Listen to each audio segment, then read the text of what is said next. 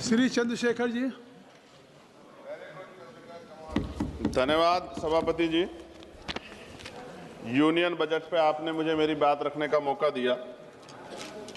मैं सर्वप्रथम बहुजन समाज में जन्मे सभी संतों, गुरुओं और महान पुरुषों को नमन करता हूं। उनमें भी राष्ट्रपिता ज्योतिबा फूले, छत्रपति साहू जी महाराज, बाबा साहब अम्बेडकर, मान्यवर साहब श्री काशीराम, मान्यवर दीना भाना वाल्मीकि और मान्यवर महामना रामसु वर्मा जी को नमन करता हूं और अपने संसदीय क्षेत्र नगीना की जनता का आभार प्रकट करता हूं जिन्होंने मुझे चुनकर यहां भेजा है।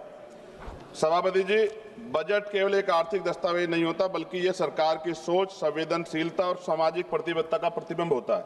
बजट ये तय करता है कि देश का विकास समावेशी होगा या चुनिंदा और सत्ता में बैठे लोग सबको साथ लेकर चलना चाहते हैं, कुछ लोगों को पीछे छोड़ देना चाहते हैं।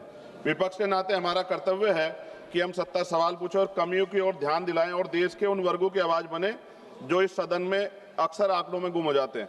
लेकिन माननीय अध्यक्ष महोदय, असली सवाल यही से शुरू होता है, क्या ये बजट देश के गरीब, पिछड़े, दलित, आदिवासी, ओबीसी, अल्पसंख्यक और वंचित वर्गों की वास्तविक जरूरतों को समझता है नहीं समझता है। मान्यवर, इस बजट में आर्थिक विकास की बातें अधिक हैं, लेकिन सामाजिक न्याय की आत्मा कमजोर। माननीय अध्यक्ष जी, सभापति जी, आज देश की सबसे बड़ी संकट बेरोजगारी।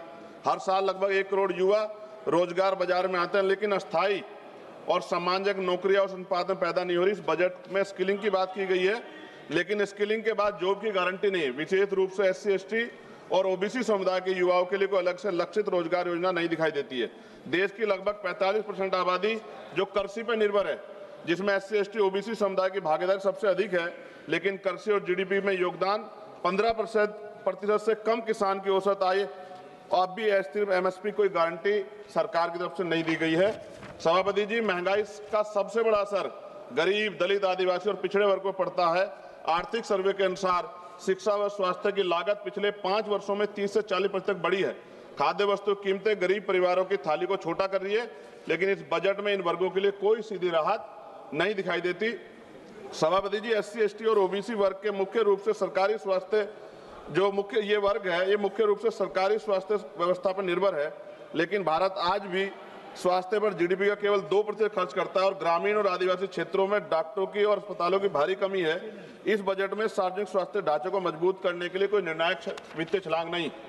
सभापति जी, शिक्षा के माध्यम जिससे सामाजिक असमानता टूटती है, लेकिन इस बजट में शिक्षा पर खर्च GDP के लगभग 3% के आसपास और SC, ST, OBC के छात्रों की छात्रवृत्ति में देरी और अनिश्चितता बनी हुई है। शिक्षा गरीब परिवारों की पहुंच से बहुत दूर है।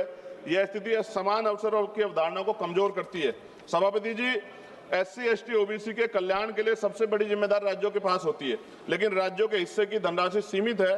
केंद्र द्वारा योजनाओं का बोझ अधिक संघीय ढांचे को कमजोर, सामाजिक न्याय को मजबूत नहीं कर रहा है एट प्रेजेंट टाइम। विपक्ष केवल आलोचना के लिए नहीं, सभापति जी, हम समाधान प्रस्तुत करते हैं। हमारी मांग है SC, ST, OBC के लिए लक्षित रोजगार मिशन चलाया जाए, छात्रवृत्ति को समयबद्ध और कानूनी प्रावधान किया जाए, शिक्षा और स्वास्थ्य पर GDP का न्यूनतम 6% खर्च हो, आरक्षित वर्गों के लिए विशेष उद्यमिता और MSME पैकेज दिया जाए, आदिवासी और पिछड़े जिलों को विशेष सामाजिक आर्थिक विकास योजना चलाई जाए। माननीय सभापति जी, ये बजट आर्थिक विकास की तो बात करता है, लेकिन सामाजिक संतुलन और न्याय की भावना कमजोर दिखाई देती है। विपक्ष के नाते हम कहना चाहते हैं कि हम विरोधी नहीं है, लेकिन अब बहिष्करण और उपेक्षा के विरोधी हैं। जब तक SC, ST, OBC और वंचित और विकास की मुख्य धारा में बराबरी में शामिल हो, तब तक विकसित भारत का सपना अधूरा है। सभापति जी, सरकार 100 स्मार्ट सिटी की बात कर रही थी, लेकिन आज भी भारत में सफाई कर्मचारी, संविदा कर्मी गटर में उतरता है सर। और मैं सरकार से पूछना चाहता हूं, चांद पर पहुंच गए, लेकिन अपने भाइयों की सुरक्षा और तकनीकी मशीनें उनको क्यों नहीं उपलब्ध करा पाए? प्रमोशन में रिजर्वेशन SC, ST, OBC कर्मचारियों को नहीं मिल रहा है और पुरानी पेंशन सर मिलनी चाहिए, उस पर सरकार ने कोई जवाब नहीं दिया है। सभापति जी, बिजली के दाम उत्तर प्रदेश में देश की अपेक्षा, खत्म करूंगा सर, राष्ट्रपति भाषण पे भी आप देख रहे हैं मौका नहीं मिला, 12 दिन बाद मौका मिला, तो जल्दी खत्म करो, कुछ मांगे तो अन्य राज्यों की तुलना में सर हमारे यहाँ यूपी में ज्यादा है, जिसमें किसान, बुनकर, छोटे उद्योग और आम उपभोक्ता प्रभावित होते हैं। और गैस सिलेंडर सर जब चुनाव आता है तो सब जगह 500 का और चुनाव के बाद सर 1000 रुपए का, ये मजाक उड़ता है सर गरीबों का। सभापति जी, 1 रुपए लीज पे पूंजीपतियों को जमीन दी जाती है, क्या ऐसी कोई योजना गरीबों के लिए भी आएगी, SC, ST, OBC माइनॉरिटी के लिए, कि उनको भी जमीन मिल जाए? साथ साथ सरकार दिवाली, तमाम जो धार्मिक आयोजन है सर, उन पे बजट देती है, लेकिन SC ST OBC के जो महापुरुष हैं सर, जैसे बुद्ध पूर्णिमा कार्यक्रम होता है, रविदास जयंती जी का कार्यक्रम होता है, अम्बेडकर जयंती का, फूले जयंती का, पेरियार जयंती का, बिरसा मुंडा जयंती का, इन तमाम उस पर तो कोई बजट नहीं आता सर। और BT एक्ट सर, बोध गया सौंपा जाना चाहिए बौद्धों को सर, बहुत दिन से उनका आंदोलन चल रहा है, कल से आंदोलन हो रहा है सर।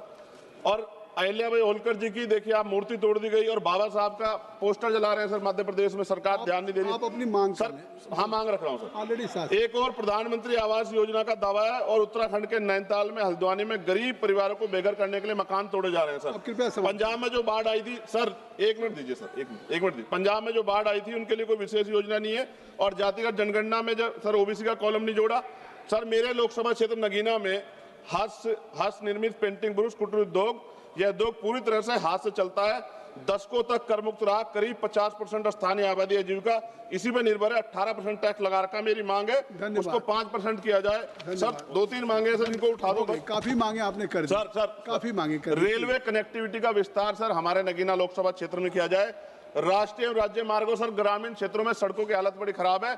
जिला अस्पताल सर, वहाँ IIT IIM और एयरपोर्ट बने, इसकी मांग हमने पिछली बार भी उठाई थी सर। अंत में लघु उद्योग सर, MSME का कोई प्रोजेक्ट जो ऐसा लगता है जैसे हम विपक्ष के लोग हैं तो हमारे लिए कोई योजना हमारे क्षेत्रों के लिए नहीं होगी सर। सबका साथ, और सबका कौशल विकास सर, युवाओं के लिए आधुनिक स्किल डेवलपमेंट सेंटर स्थापित किया जाए मेरे क्षेत्र में।